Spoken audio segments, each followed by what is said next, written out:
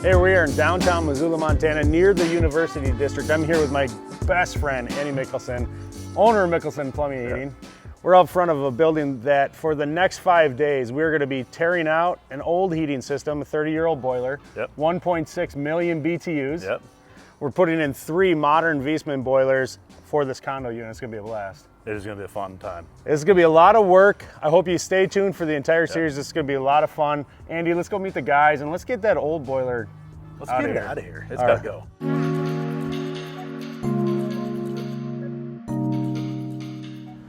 So Andy, the new boilers are gonna be arriving soon, but the old one's gotta come out first. How long do you think that'll take? I think we're gonna have it out here in a couple hours. I mean, it's a big boiler. It's a big cast iron sectional. So we're gonna peel the jacket off, get the venting out, get all the scrap out here in this parking garage, and then we'll back our trailer down in here. That's gonna be a problem. But anyway, I got a flatbed trailer we're gonna back down in here. We'll load all of our scrap onto it right here. Hopefully it'll be out of the way, and then we'll have a couple of new boilers show up here pretty quick. But we got some work to do. Yeah, we gotta stop filming right now. We gotta get to work. Let's do it.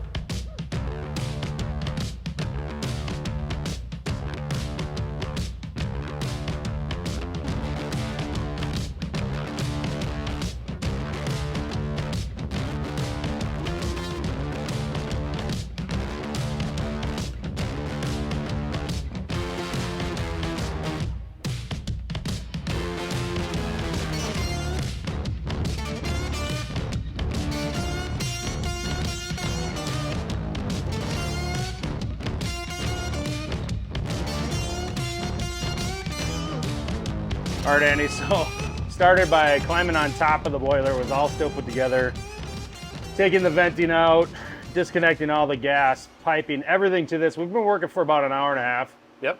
And now is time to start taking what are called the sections of the boiler out. And there are 9 of these. These are cast iron. If I had to guess, they're probably about 3.5, 4 feet by, square, I'd suppose. 5.5 inch thick sections. So you actually looked this up in the catalog because we have the model number of these sections. And how much did this all weigh? So the shipping weight on this boiler, which would be jacket, flues, all of that stuff, which, we're probably 400 or 500 pounds in jacket, I would guess. Okay. We've got about 4,300 pounds of boiler left sitting here. And it's going to come apart in 9 pieces. The base on these are really stout. So there's going to be a couple 100 pounds there, maybe 1,000 pounds in the bottom of it. And we at this point, we got to take this thing into pieces that are bite size, I guess. So when I woke up this morning, I wasn't thinking we're going to be moving, Rob and I are going to be moving these sections 500 pounds a piece at least. Yeah. Miles, there's 4 of us. This is going to take about everything we got to get these out of here safely and so nobody gets hurt. Also just physically to get them out. Yeah, exactly. So we're going to put some machine work to use. If we can find a good point overhead here that we can get a chain fall, we'll rig up. We'll be able to lift these off and then maneuver them, let the machines do the heavy work. If we can't, I don't really see a lot up here that I'm super excited about. So we'll probably bring in that engine hoist, and then we've got a hydraulic engine hoist, and we'll just pick them up, maneuver them, set them on a cart, and then we can get them up and out the ramp. Excellent. All right, well, it's been awesome so far. Well, we got a ton of work left. We're doing good though, on time, honestly. 9:30 in the morning, guys. So we've only been doing the disassembly for the demo for an hour and a half. Yeah. This is a good mile point to take maybe a short break and then get back to work. Exactly. Short. Right. Let's keep it short. All right.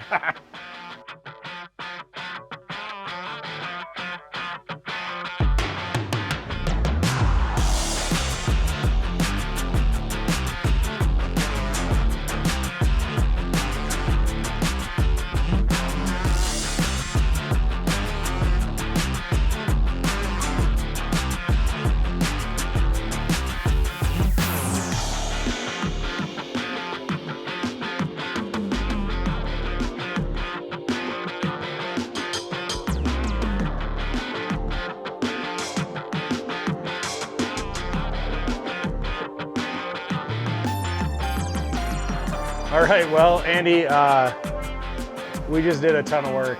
All 4 of us, hands on deck. Ultimately, we used the cherry picker, the engine hoist, to get them off the stand and onto the ground.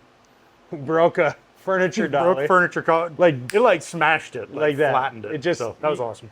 You know, you use tools all the time. You don't really realize their full capacity until a day like today, where we just went right past that capacity and just couldn't handle it. Well, and I in hindsight, that's a 1,000-pound rated furniture cart. However, it's not 1,000-pound rated for the 4 square inches that we were using. Yeah. So. Yeah. But we had this ramp that we weren't quite sure, and we've got kind of a turnaround 90-degree turn on it, which is a little harder than normal with the step up. So we were able to use hand trucks to get it out here. A little more manual than we wanted to. Yeah. You know. And then there was some stairs, and we had brought some materials to make ramps. We had some ramps with us, stuff like that. It just wasn't quite right with the dimensions that we had to work with. So we went down the steps, kind of deadlifting those one at a time. And I got to say, it went pretty good. Yeah. Rob did get banged up a little bit on one of his hands, but he says he's okay. Yep. He pinched his finger, so. Yeah, no work comp claims yet. Yeah. But we got it all cleaned up. But this is a milestone. This is a big part of a job like this. We just sprayed down concrete cleaner. We were scrubbing it with brushes, you and I, while the guys are still cleaning up those sections and bringing them outside. And we've got a pile of garbage now. Yeah. So to get this room clean, everything we took out of it, that's a good spot. Like, we're almost ready to stop for lunch. Yep. We've been going for about three and a half, maybe 3 hours. 3.5, yeah. And so we're doing pretty well, I think. And you're the boss. You tell us. Yeah, no, we're right on track. In my mind, as a project manager, bidding a job like this, I got to break it down into pieces. You know, what task are we going to do? How long is it going to take? How many guys does it take? How much equipment do we need to do each section? You know, and we're right on track for that. So, well, and it's not that we just showed up today and started working. You knew exactly where we're going to cut these pipes off, reuse the old stuff. Not everything goes when you do a job like this. Right. Because there's still good materials, that's still perfectly acceptable to what we're going to be putting in, and we'll attach to those. So we're going to have a mixture of piping.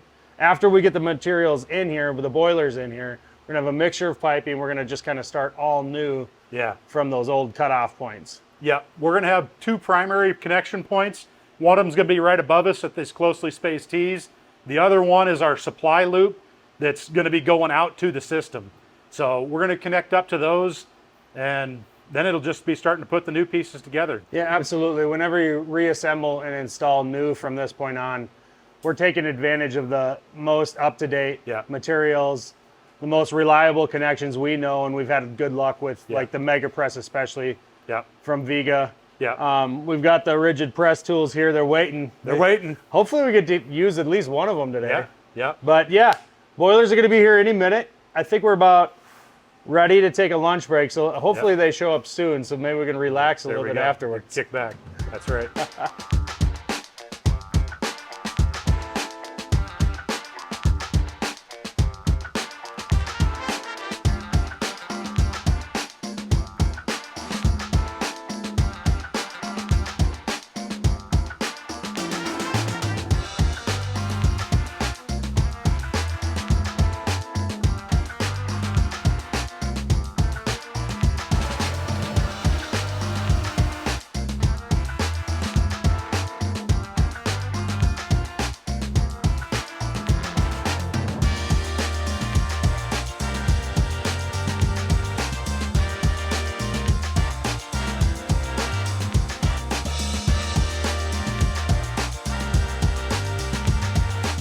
All right, guys, we have 3 boilers in place, and Andy, these are 399,000 BTU boilers each. Yep. So 1.2 million. Okay. These are from Germany, from Viessmann. They are, what model are they? These are the CI2 in a 399, so 399,000 BTUs. Modulating burner. They're pretty much the pinnacle of Viessmann's line of light commercial boilers. These particular models are going to give us like an 8-to-1 turn down. So when the 3 of them are going to be cascaded together, meaning that they're going to be wired together, functioning as one, we're going to end up with a 24-to-1 turn down. So we can go anywhere from 50,000 BTUs all the way to 1.2 million BTUs of input.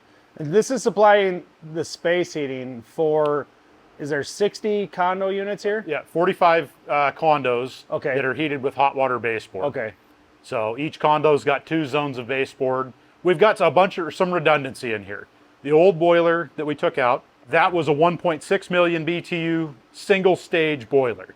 So it was either on or off. Right. And so if you needed a little bit of heat, if, you know, the tenant in number 40 needed heat and they were the only ones, well, you were firing up 1.6 million BTUs worth of heat to make that demand. So yeah, so this is not only do you have multiple zones throughout the building that can call for heat at one time, but you have the ability to dial down. That's what Andy was talking about, the turn down ratio, the ability to take this very massive amount of energy and go down from 3 to 2 to 1, and that one boiler being able to supply its minimum amount of 50,000 BTUs instead of 1.2 million, which is very, very significant. So along the way, you're able to match the load of the building by the output of the boiler because of how it can modulate, kind of like a cruise control on a car. Yeah, it's kind of like adaptive cruise control in that sense. So if we have 3 units that are calling for heat, we can meet the building's demand for that load. The other cool thing with these and the modulating technology of most modern boilers is we're looking at outdoor temperature too. So as we have a day like today, this morning it was like 42 degrees. We could have, let's say, 140 degree water this morning, and as we got closer to 70 degrees where we're at now, we might have 105 degree water. And that would satisfy the building's load, and ultimately reducing water temperature reduces fuel use. I've tried to convey to my audience, whether it's through Mechanical Hub or on the Build Show Network or whoever it is we're talking to on social media, just how fascinating hydronics can be because of how that ultimately works. Is we can modulate not only the temperatures needed to meet the load, or that calculation, that temperature, that number has been decided through the computer electronics in the unit, a sensor outside. It's constantly adjusting so that we're never using any more energy than is needed. Right. This is gas burning equipment. They're trying to replace stuff like this with heat pumps, and we're getting closer. The technology is getting closer, but this really is the most efficient way to address the heating needs of this building without taking out and redoing completely the entire building. You'd have to gut the entire building and put a new heating system in, and that's just not feasible. It's not. Yeah, I mean, you start looking at modifying a 45 unit building and taking out standard fin tube baseboard and installing like panel radiators or some sort of a low temperature emitter. It's a massive undertaking. Can be done, but it's expensive. The beauty of, like this, these guys are rated at 97% efficiency as a single boiler. As we start adding those, that number, in my mind, has to be approaching, as a system, we have to be getting closer to 100 than 97. Because of that turn down ratio, the ability to modulate. So the next time we stop and talk, so we're near the end of the day. Miles and Rob, they're out, they've backed the trailer down the ramp. They're getting all of the scrap metal, pipe, everything we pulled out of here. The next time we stop and talk like this, I hope it's because we've got a whole bunch of new piping to talk about. We'll see. Who knows? We're doing this, we're on day 1. We've got 5 days to complete this project. And I'm very proud of what we were able to accomplish today, but you're the boss, so you tell us, how are we doing? It's good to be at this point of the day, have the equipment sitting here. I mean, these boilers came down the ramp so easy. Yeah. I mean, the fact that we had a boiler room with a ramp and not stairs is pretty awesome. Let's just call it what it is. But that's worth talking about for just a second. We looked up the specs, we looked up the shipping tickets on these things. Without the pallet, just as we see it with the door on it, the cover, these things weigh over 700 pounds. Was it 750? 798 is 798 is weight. Yeah. That's without the 29 gallons of water each. Yeah. So that's these things are on 3 wheels on the bottom in a big steel frame, and you can just move these things around. It's just amazing, the engineering, and really kudos to Viessmann on that design alone, because not only did we take them off the pallet, which we saw in the videos, where part of the pallet, the crating, was really the ramp to roll it onto the ground. Yeah, like, just very cool. That is really cool. Well, I'm excited. I think we've probably been talking long enough. Rob and Miles, they might have be it all done loaded up the scrap. Maybe it's time to take off. It might be. Let's get out of here. Day one in the books. Almost. Right. Almost. Thanks for watching, guys. So day two, we've already got it started. We've been working a couple hours already now. Rob is over here getting ready to redo some piping that's existing. A lot of the stuff is just gonna stay where it is. We're gonna reattach. Some things need to be moved just to accommodate the new equipment. Maybe we're putting in a new piece where something old was, but a lot of the stuff stays the same. We've prepped the tops of the boilers here, which is just one small step to get things ready to connect to the old piping system. Andy and Miles are over here doing electrical work, which is, you know, we're just trying to get everything in line for the electrician when they show up. And that's a lot of work because we're sorting out a 3-phase system. We're getting rid of 3-phase, go to single phase. And because these boilers have pretty much everything electronic built into them, very few external controls.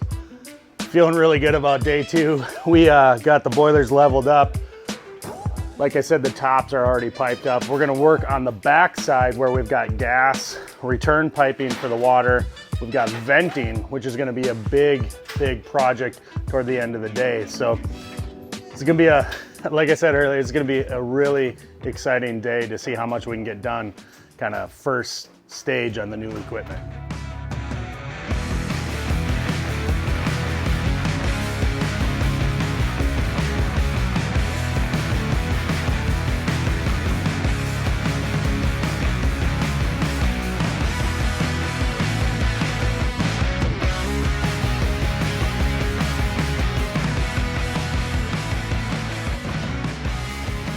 All right, so Andy, I've got the return waters piped up at least to the shutoff valves here, which is gonna give us a good base plate to take some measurements. We've got the venting 90s connected to the backside of the boiler. Yep. Just all kind of reference point at this point. In this particular click case, this is design build. We're reusing some connection points. We're gonna be fabbing up a couple of pieces, and we're gonna actually start making a couple of connection points. This morning you picked up and got the boiler pumps on. We got all the devices and accessories on the header of the boiler. So that's all done. And that's a lot of what we're doing today, is just basically getting the A's and the B's sorted out so we can connect A to B. The next step though is gonna be to get up on the roof. We've got possible rain tomorrow, and we've got to drop vent piping, which is the polypropylene engineered plastic pipe for the venting. And that's going to go through the old metal chimney that the existing boiler, the old boiler, was connected to. We're going to be dropping 3 4-inch pipes down that large chimney from the roof. Once we get that into the space here though, then we've got a whole bunch more piping to make connections to. So really, it is really kind of just a step-by-step process. We can't get too far ahead of ourselves, but every one of these little pieces is so important for the next stage. There's enough of us here on this job that we'll be able to continue with those piping of each individual system. You know, we get a job like this, I kind of like breaking it down. You know, we've got a boiler supply header up top here. We've got a boiler return header down low. We've got a system supply header that's going to come into our pumps that are going to be on the wall here. And if you start breaking it into those 4 kind of primary classes, you can put one guy to work on that, and all of a sudden it's, hey, that one's done. I don't need to worry about that. You know, somebody else is working on this piece. Somebody could jump in on electrical. Somebody could jump on condensate. There's gas piping to be done yet, and we'll get through it. It's just you just got to have a direction for it. So let's go up to the roof. Let's go to the roof. All right, dude. This is it. Let's do it. Vents on the roof here. So this is the chimney going all the way down in the mechanical room. This is where the boiler was venting. Correct. Yeah, we got a 20-inch clay tile liner here, which is part of the problem that we've got with this system to start with. And one of the challenges we had to overcome is that the clay liner is not a listed flue anymore. No, because you had a natural gas boiler, so you can't dump the flue gases into that clay liner. Right. So what we're going to end up doing is we're bringing this 4-inch Centrotherm up through. This is going to be our final piece. It's going to penetrate through the top of this cap. We have 3 individual vents going to come up here. We could have done it with 8-inch. We could have done a common vent kit, an 8-inch.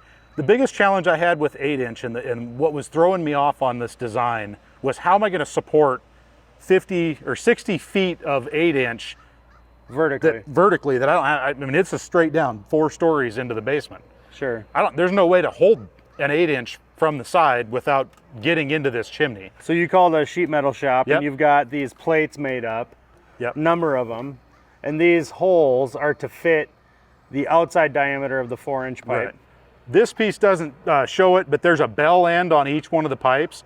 The idea behind this plate is that the tube itself will slip through here. This will interface with the bell end, and we'll put a piece of 3/8-inch all threads through the center hole, and we'll link this 60-foot riser together, dropping it in 10-foot section at a time.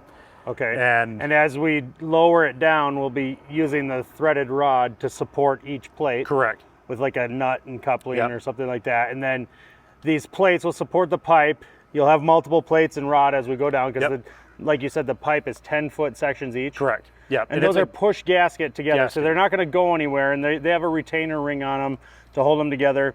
But this will go all the way down into the bottom of this chimney, which is actually then transitions to a horizontal section into the room where the boilers are sitting now. Correct. So you'll have a termination on the top, but we're going to have the transition below to horizontal over to the boilers.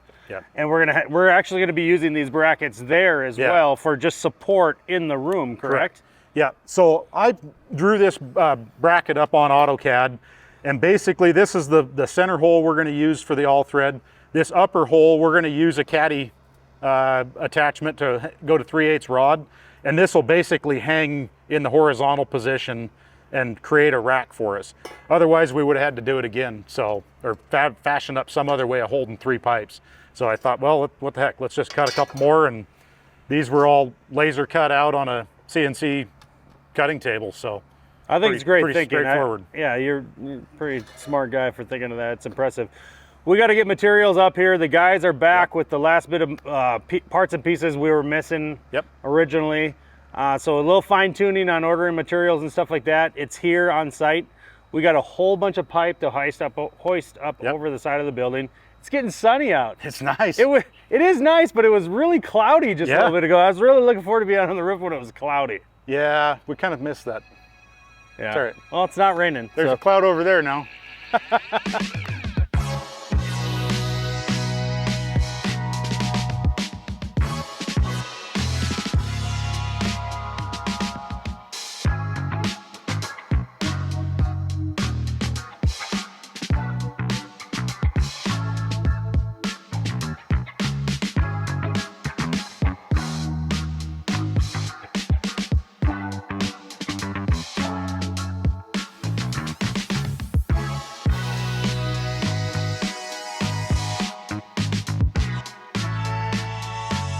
All right, so as you saw, it was quite the feat to get this down.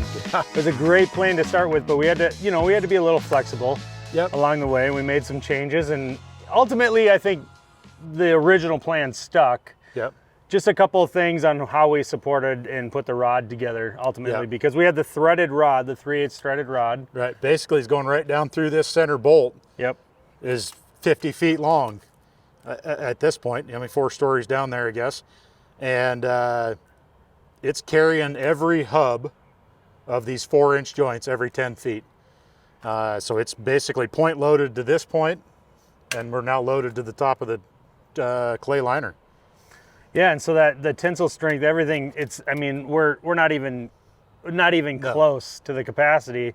But right now this plate is sitting on top of this strut. This will all get covered over with a good seal around the pipe. Heavy metal plate is going to go past the clay tile right here all the way around. We'll probably come in and secure these pieces of strut down to the top of the clay. It may be just a construction adhesive, to be honest, just to keep them from slipping out. Okay. The metal roof cap will extend down beyond it, and it won't be able to shift any direction, and that'll retain that strut in place. And really, there it is for 50 years. And this pipe has got a UV rating to it directly from the factory, so we don't have to treat that in any other way. And actually, if you look at the top of it, it's just 3 4-inch pipes looking straight up. Yep. So people are gonna ask, well, isn't water gonna go down that? What are you gonna say to that? Please do, but hopefully it does. Here's my look on the water going down it, or rain entering it, or snow. It's not gonna hurt anything. These boilers are condensing boilers. These particular ones are going to produce about 4 gallons an hour. So if you were standing here with a 5-gallon bucket of water pouring it in there, we would naturally do that in the basement. And it's going to go directly into the condensate drain, which is at the collection point at the base of these, where they connect to the boiler. So it would never, ever, it wouldn't go into the boiler. It's not going to bother anything. So it's the only thing you really have to worry about, and there's really no way to control this, is if, a bird were to sit there. You get, they make things like screens and things like that. I know where I live, we can't put the screens on there because they'll frost up, and then we'll have an error code of the boiler will shut down on a safety because it'll know that the flue is blocked. So, I mean, we just hope that something like that doesn't happen, and that's really about all we can do. Yep. Yeah, the whole bottom of this, we'll be able to take those fittings apart if by chance anything ever did get in it. Like you had mentioned, if a bird falls in there, a squirrel, I mean, we're a long ways up for a squirrel, but if something were to get down in there and obstruct that flue, the boiler's going to shut down. It's not going to create a dangerous situation. It's just going to shut down and give us a fault code and say, hey, I don't have any airflow. Yeah, and the reason why, the manufacturer of the boiler, Viessmann, doesn't want us putting like a snorkel kit on these or anything, because that's going to create a problem with the condensation freezing on the outlet of the flue pipe. That is actually going to be worse than having the pipes just bare looking straight up.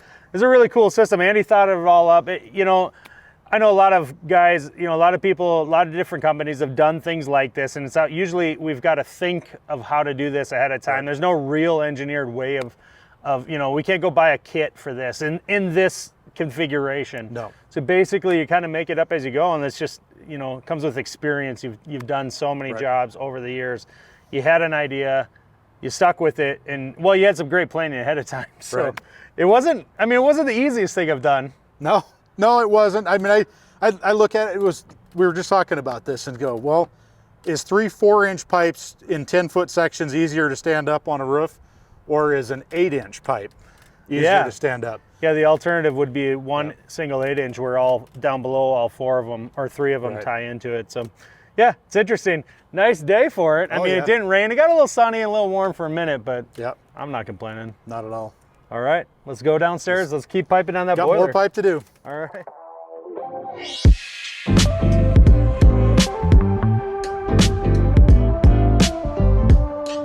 All right, Andy. Day 3. Day 3, we're in here. It doesn't look like it changed much from yesterday, but we got a lot done yesterday. Yeah, we did, and we have to really get some major pieces to the puzzle taken care of right away this morning. So these 2 T's up in the air connected to that air separator need to be removed. This bit of piping is going to come down, and then what goes in its place? So we've got a flange, this 4-inch flange up here. We're basically just going to unbolt that, take this whole section down. We're going to reuse part of it. Those Vic T's, there's nothing wrong with them, so there's no reason to throw them out and put 2 new ones in there. Okay. We're basically going to put that 4-inch 80 DRX magnetic separator is going to go right off that hydraulic separator, and we'll put a new Victolic flange on that because that gasket's probably going to leak if we try and reuse it. So we'll put that on there, and then that'll give us kind of a starting point that we can aim back to the boiler headers that we can start building. Right, which is where I'm standing. So everything I worked on yesterday was prepping the supplies and the return connection points for the boiler. And we've got 3 boilers here. These are 2-inch connections, top and bottom, supply and return. But they're going to connect into a 3-inch header. Yeah, we're going to go into this Vega MegaPress header, and that's just going to speed up that install process, tremendously. Yeah, I mean, this could be Vic, it could be Victolic, or it could be threaded. But with the press fitting system, which we know and love, it's going to be, I mean, a fraction. Yeah. I hate to say it's half the time, but it's probably less, to be Probably honest. When we really get into it, yep. Yeah. Miles is over here working on the combustion air, which is a really cool system tied into the boiler's variable speed. That's really neat. Yep. We'll look at that at some point too, once that's finished. Rob is getting piping ready to go. I mean, this is kind of the day that makes it or breaks it on the timing of everything. Yeah. So if we can get this boiler piping completed today, I honestly think we're sitting really, really good. I think we're looking. Or at least we've got to have a really good, solid plan to start tomorrow morning. So what do we got? We're at 8 o'clock in the morning. Let's do it. Let's do it.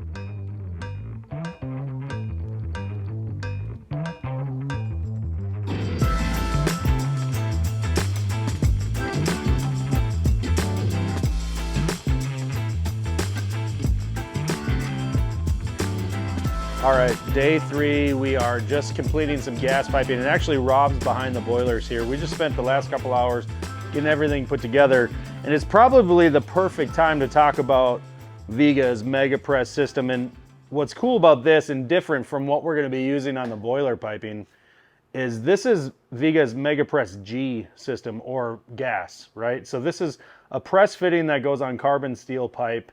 This happens to be 3/4 inch, and he's working on some 1.5 inch. So let's walk back there and see what Rob's up to. Rob, how's it going, dude? It's going good. Yeah, so you've got the RIDGID 351. So this is an inline press tool, full size.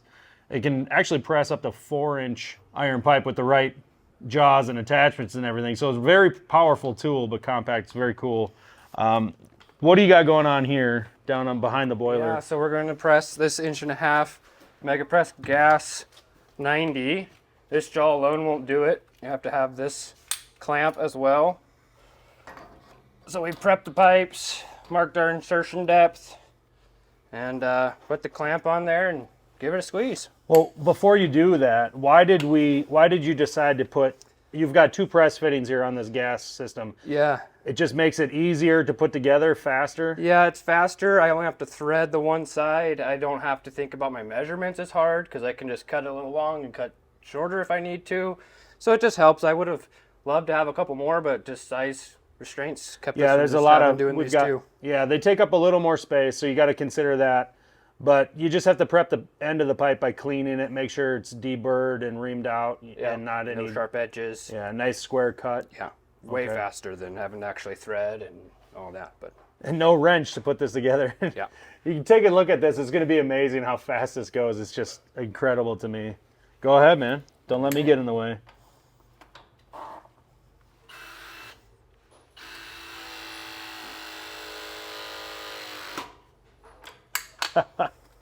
that one's done. And these are cool too because if you're in a tight spot over your head, you can, everyone knows. Yeah, when you get a lot tighter spaces. I mean, the tool isn't super small. No. So that's thousands of pounds of hydraulic force just pushing a ram to close that ring. It's so cool. And Rob's actually Technically, you're supposed to take off your stickers. takes off those little sticker there that tells us that it's been pressed. Because you really can't tell. I mean, you can if you're looking closely, but Yeah, from across the room, if the stickers are off the pipe, then we know that it's been pressed. Very cool system from Vega. This is a special seal inside of there, so it's not the same as what we're going to use on water or steam piping. This yellow seal indicates just visually that it's for a gas usage.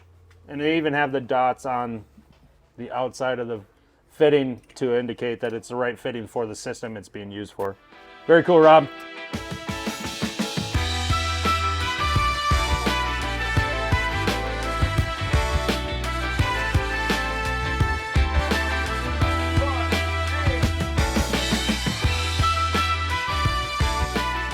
All right, so Andy, these pumps, this header is doing what?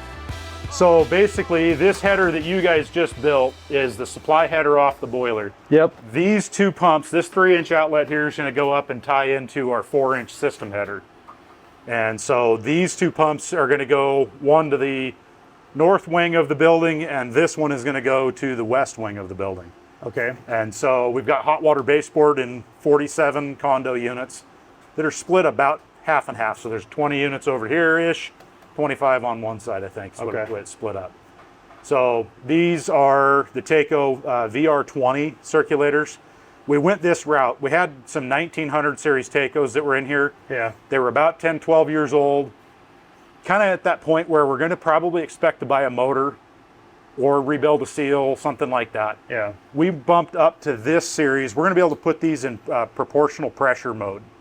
And what that means is they're going to look at how many zone valves are open, and they're going to speed up and slow down. As needed. As needed. The beauty of this, we took off a 3-phase, 3/4 horsepower, constant on or on motor. Yep. And the way this system ran before, they'd come down in the winter and hit on And a it switch. just circulated water all the time. continuously. All the time. And as zone valves open and close, it just created more back pressure, Yeah. head pressure against the pump. Yep. The cool thing here, and I would have to look at the specs, I think those old pumps were like 12 amps per pump. These guys, max amp draw is 5. So we're going to run somewhere probably maybe 400 watts, 300 watts in the middle of the winter. Yeah. Other than that, as soon as they get a load, they're going to slow down, and we're going to see a tremendous electrical savings going with these pumps. They're a little expensive, but the fact is we're probably going to save that electrical on the electric bill in the first year. Okay. And these don't need to be hooked up to any drive or anything like that because Nope. it's all built All into built into the circulator. Yep.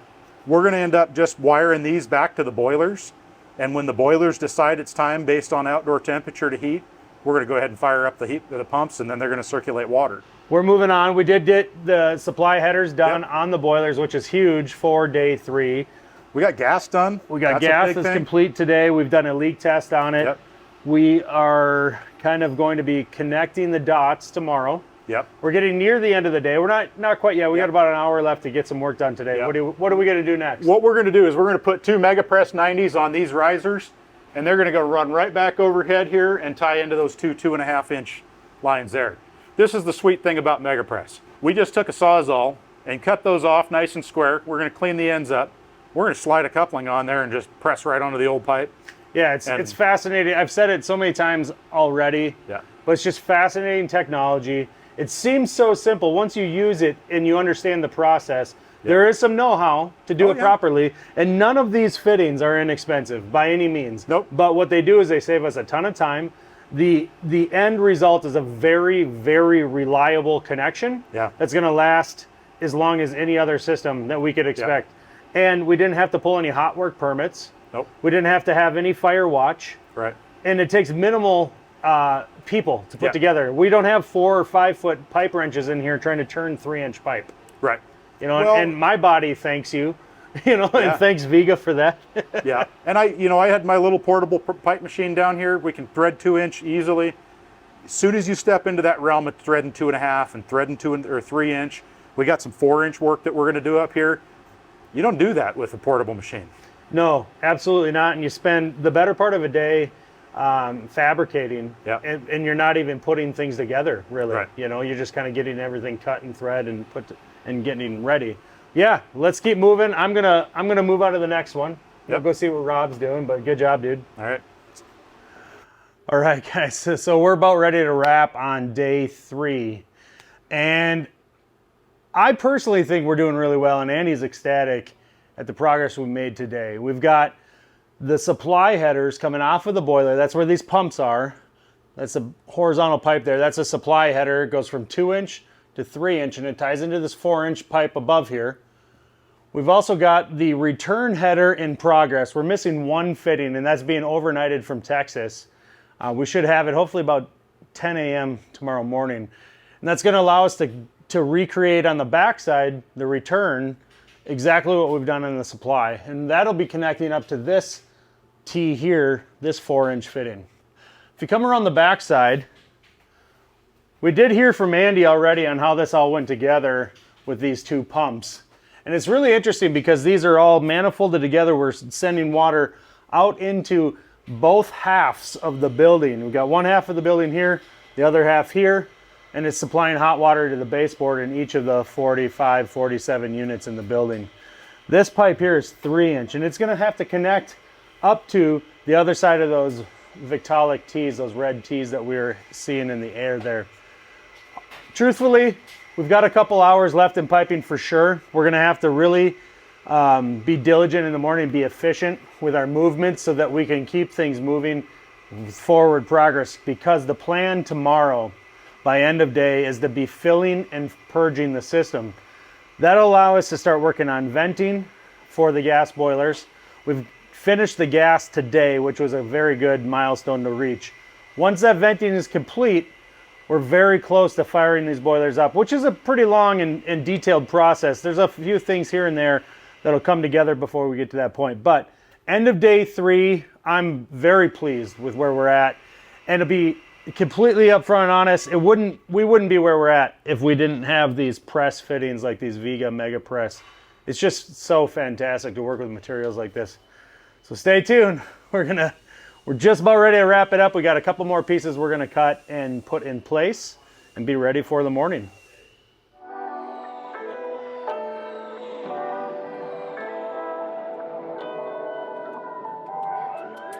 All right, Andy, day 4. Day 4. We got a lot done yesterday, but today, still quite a bit of work left. Yep. Hopefully what we're gonna accomplish is to complete the piping coming off of the boiler Right. for the supplies to the whole building, really. Yeah. Ultimately, I think we got a couple 2 or 3 hours of piping left. Okay. We got some fitting up to do. We've got a couple of Vic spool pieces to make. They're going to be easy. We got to get a couple of points on the wall where we're going to run it to, and then we can make that up. We're waiting on a couple of fittings to come in, air freight, that I missed on my takeoff. I'm working over here on this 3-inch supply line. Yep. You're taking care of a snow melt tie-in, and then we're gonna, like you said, we're gonna go to the Vic. Yep. By the end of the day, what do you hope to have done? I would like to see here by the end of the day, actually maybe even shortly after lunch, that we're going to have this thing filled with water. We're going to be starting into doing startup. That's my game plan anyway. I'd like to turn the heat on today. We got a lot of venting to do before we got some venting to do. Oh man, we'll see what happens. I just got nervous. I don't know if you could see that in my face. There's a lot of work to do, but I'm confident that you're correct. We're going to get at least very close. We're going to be very close. And I'm not going to stop until we can get there. So stay tuned. Day 4 of the 5-day change out. And this has been a lot of fun for me. I just want to say one thing on camera. And I'm going to embarrass him, but he's my best friend. And it's just been an incredible pleasure to work with him and his guys, Rob and Miles. They're like phenomenal dudes that truly, truly work hard, want to learn, and are just incredibly talented already. Yeah. Yeah, so Good crew. Andy, it's been so much fun. Thank you. Yep. All right, let's get to work. We got stuff to do.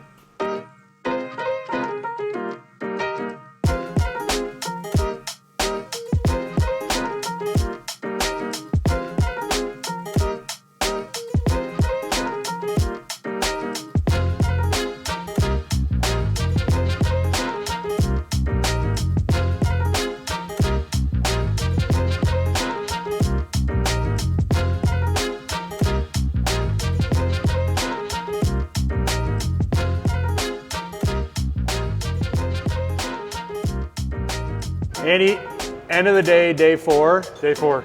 Guess what, guys? The heat is on. Heat's on. System's filled. We got a little hiccup, but we're in.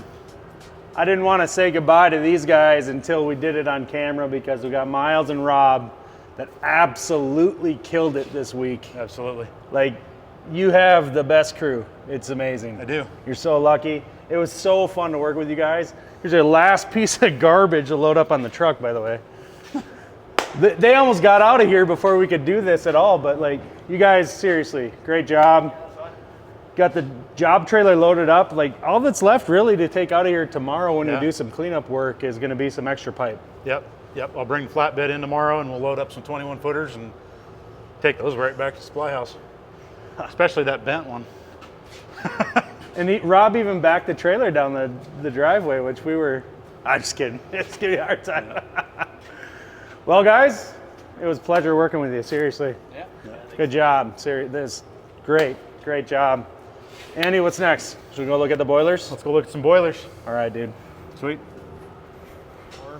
Andy, the heat is on, and I am so excited. The heat has been on for 4 days. Let's be real. The heat has been on to get the heat on. You mean, yeah, on. the pressure. The pressure's been on to get the heat on for sure.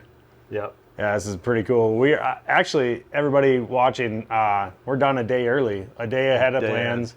Probably because of, you know, the great help that you've got on your team, Rob and Miles. The four of us really just haven't stopped moving since we started Monday morning. Well, Sunday afternoon really is when we got everything ready. It's so much fun to see it all start and now finish. We just got a little bit of cleanup work to do, but you guys just did all of the commissioning. So you're here from Rhode Island. Yep, here from Rhode Island, right from the Viessmann factory. I came up from Denver. We've been here for like the week. Patrick and Chris and Denver, you're the regional Yep. for Viessmann. Yep. And you work with Andy quite often. Oh yeah, I talk to Andy once a week. Hey, how nice other is week. this? how nice is this that we just did commissioning on a Thursday On a Thursday, instead not of at Friday? 4:30 on a Friday afternoon. Yeah. Yeah, And buddy. it's, I gotta say, now we have our whole Friday freed up to do whatever the heck we want, right? Yeah. So tell us about the boilers and what it means to Viessmann to have this product in the product catalog, really. Well, I mean, how significant is it? It's been a huge, significant leap for everybody. We got now common control platforms, so you can have the guys that are working on your residential and want to try their hand at that commercial market. There's not that big of a leap in controls or anything like that anymore. Really great products in here. O2 trim control on it, so combustion management system in the commercial sector now for Viessmann, and just a big win all around. And you got different control options as well, building monitoring, everything like that. Yep, anybody wants to do any building management, we can do it in all your standard protocols. Really anything we can do with it. Along with building management, these boilers do have actually built-in Wi-Fi, so this building will be doing their own remote monitoring without a building management system. And it took you just minutes to commission the boilers using the app that we use for all of our residential and other commercial boilers too. Yeah, I think I screen recorded that, and it was like 3 minutes and 50 seconds to commission 3 boilers. So each one of these is 399,000 BTUs. Combined, it's 1.2 million. Yep. We replaced a 1.6 million behemoth of a cast iron boiler. It took us nearly an entire day to carry out of here. Yep. That's nothing but significant. It's they're gonna see a huge savings in operating costs in the building. Would you imagine? Oh yeah, yeah. I suspect that I'll get some feedback come spring when they are able to compare. It's nice because we're doing this right at the beginning of heating season, so we'll be able to look largely at the heating days that we have this year versus last year, and also they can look at their house electrical panel. And the fact that we've got these Teo variable speed pumps, this 0034E, the VR20s in the back, these guys right now, they're 2 watts. They're running at 2 watts. 2 watts. They're moving just enough water. This guy here's moving, what do we got? 18 gallons a minute at 23 watts. The savings that we've got in comparison to that old, the 1600 series 3/4 horse 3-phase pump that we had on there before, that was like 12.5 amps. Yeah.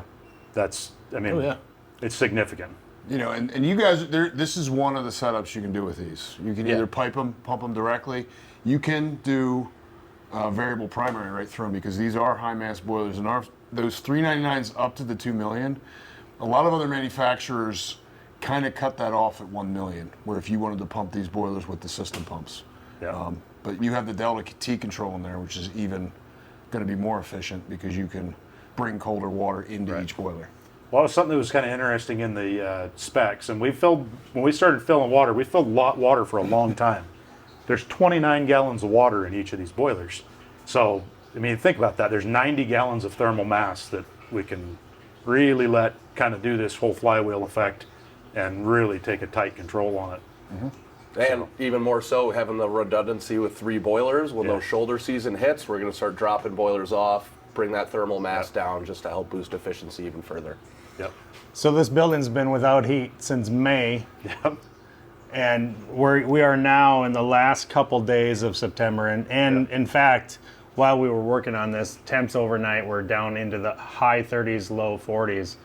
which is, you know, is a heat demand on this building. Absolutely. The residents, bless them, they're super nice, but they've been asking all week, when's our heat going to be on? When's our heat going to be on? Yeah. There's rumor of a cake being baked. Yeah. So yeah, I think there's might be a party tomorrow. I don't know. We'll see. Yeah. Well, I think your crew deserves it. It was Yep. so fun to work on this. It was so nice to meet you guys, and thanks for coming out.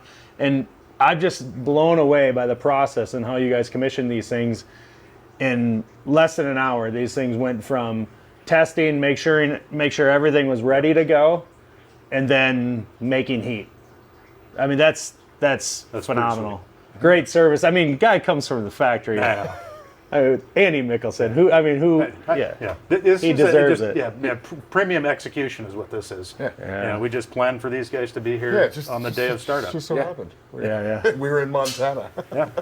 I want to thank everybody for watching the video. This was so much fun. I've said it 100 times already. I'm so impressed by Andy and his guys, but it was just an honor to be on this job. I want to thank the sponsors of the video, RIDGID Tools, of course, Viega. Yep. The MegaPress system really helped make this job go as smooth as it did.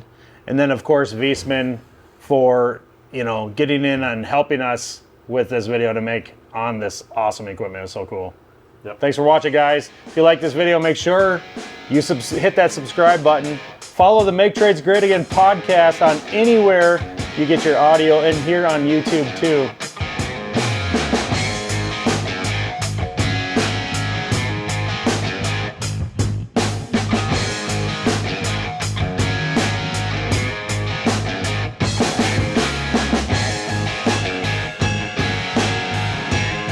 That one step up, that's where it's dangerous. It's a dangerous spot.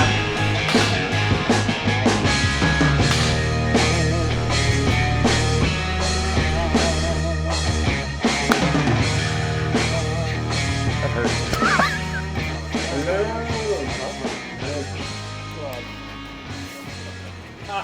Look at that, dude.